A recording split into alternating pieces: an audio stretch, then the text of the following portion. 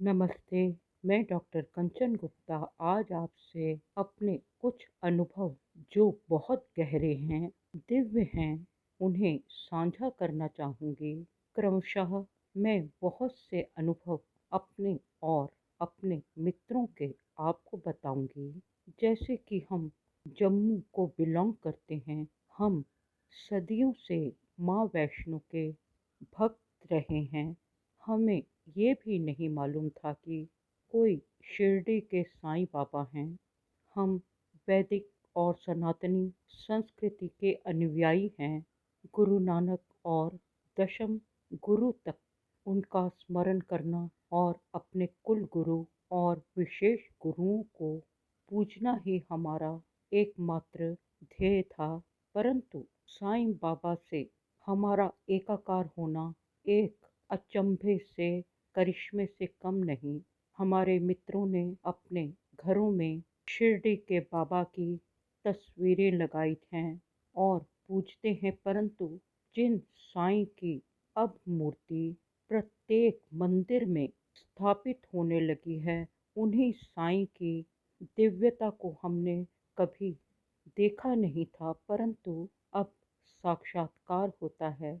मुझे दुख होता है कि जो लोग पिछले 40 वर्षों से साईं बाबा को मानते आए हैं, आज जो भी गुरु फैशन में होता है, उसी की भक्ति में लग जाते हैं। मैं बहुत छोटी थी तब का आपको अनुभव बता रही हूँ। मेरे मासी मौसा मध्य प्रदेश में उस समय खांडवा रहते थे। मौसा जी रेलवे में थे। उनका स्थानांतर होता रहता था, कभी हरदा, कभी हरसूद। उस समय हमारे मौसा जी ने मेरे पिताजी को कहा कि वे एक बाबा को मानते हैं और उनसे मिलाने मेरे पिताजी को और मुझे ले गए। वह गुफा जैसा मिट्टी का ही बना एक सुरंग नुमा स्थान था। हम उस रास्ते से गए और अंदर मिट्टी का ही एक स्थान था जिस पर एक बाबा बैठा हुआ चिलम पी रहा था। मेरे मौसा ने उनको नमस्कार किया, पाँव छुए, परंतु हमने केवल नमस्कार किया।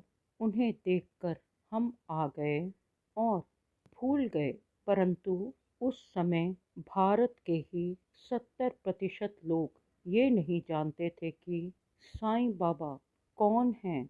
आज जब मेरे माँ पिताजी अपने मित्रों के साथ 40 साल पहले तीर्थ के लिए गए, त्र्यंबकेश्वर, शिरडी, द्वारका आदि, तो जब शिरडी गए तो मेरे पिताजी हैरान रह गए कि जिस बाबा को उन्होंने उस मिट्टी की गुफा में मिट्टी के ही ऊंचे आसन पर बैठा देखा था, जो चिलम पी रहे थे, शिरडी के मंदिर में उन्हीं फकीर की मूर्ति है।